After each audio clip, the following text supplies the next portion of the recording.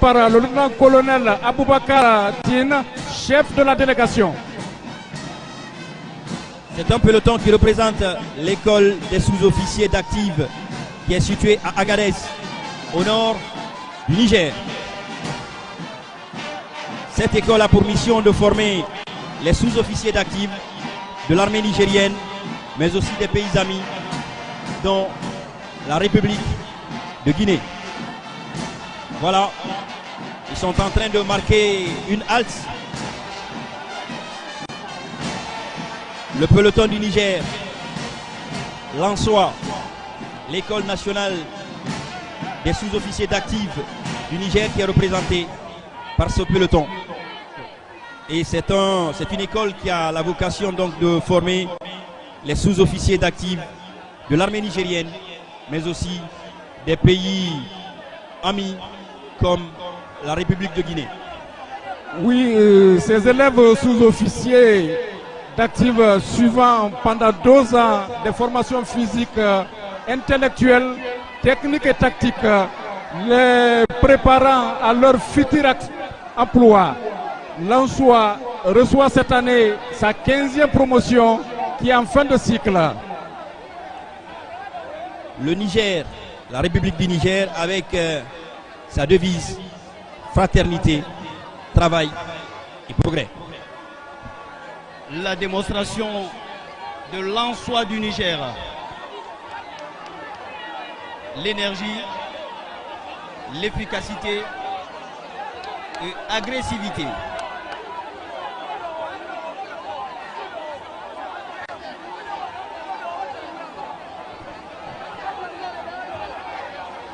Cette école a pour mission de former les sous-officiers d'active de l'armée nigérienne et ceux des pays amis, dont la Guinée. Une démonstration qui symbolise la maîtrise de soi, le dynamisme, l'efficacité. Ça sent vraiment du personnel issu d'une école militaire digne de ce nom, l'école nationale des sous-officiers d'active du Niger. Oui, on va toujours le rappeler, ces élèves sous-officiers d'actifs suivant pendant 2 ans de formation physique, intellectuelle, technique et tactique, les préparant à leur futur emploi. L'ANSOA reçoit cette année sa 15e promotion qui est en fin de cycle. Et le peloton mis à l'honneur pour ce défilé militaire du 2 octobre 2023 est issu de cette école-là. Une démonstration empreinte de maîtrise, de vivacité. Ça sent vraiment de la cohésion et de la maîtrise de soi au sein de ce peloton représentant l'ANSOA du Niger.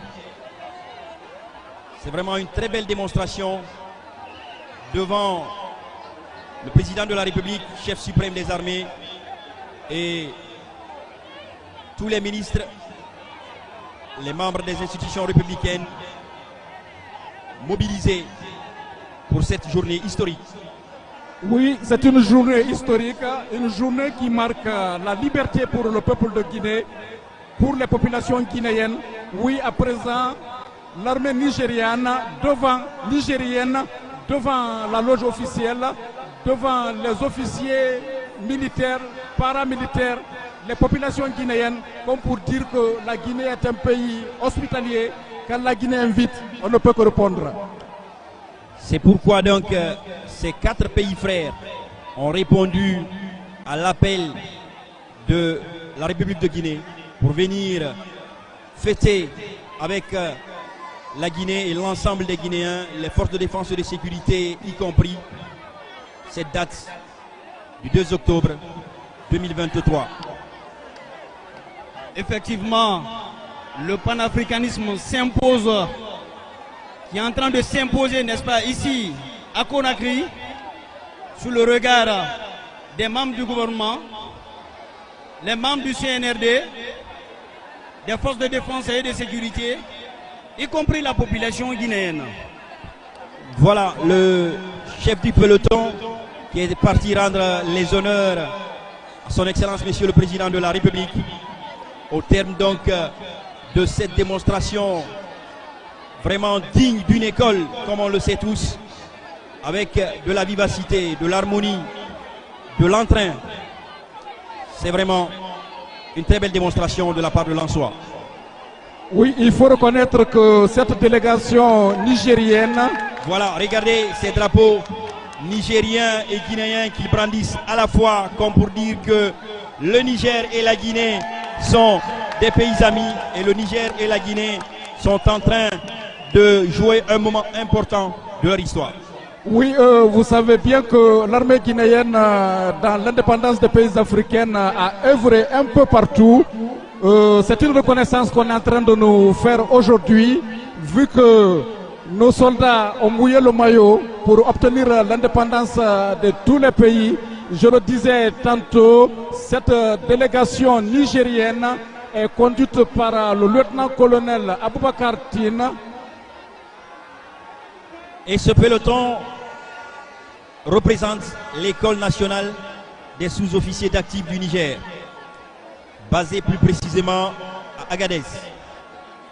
Une école donc qui a pour vocation non seulement de former le personnel sous-officier de l'armée nigérienne, mais aussi des pays amis, y compris la République de Guinée. Une vue aérienne qui donne du plaisir. Merci le Niger, merci au lieutenant-colonel Aboubakar Tine, chef de la délégation. Merci pour honorer la Guinée.